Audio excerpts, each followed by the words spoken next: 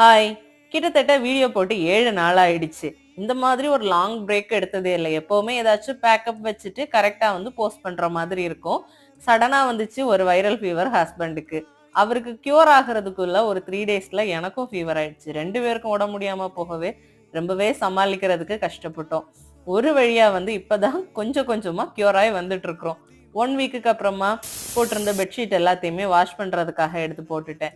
இன்னுமே இந்த வாயில டேஸ்ட் எல்லாம் சரியாகல. கசப்பு டேஸ்ட் தட்டிக்கிட்டே தான் இருக்கு. சிம்பிளா எனக்கு ஒரு பருப்பு குழம்பும் கொஞ்சோண்டு இஞ்சி நேத்து வச்சது இருந்துச்சு.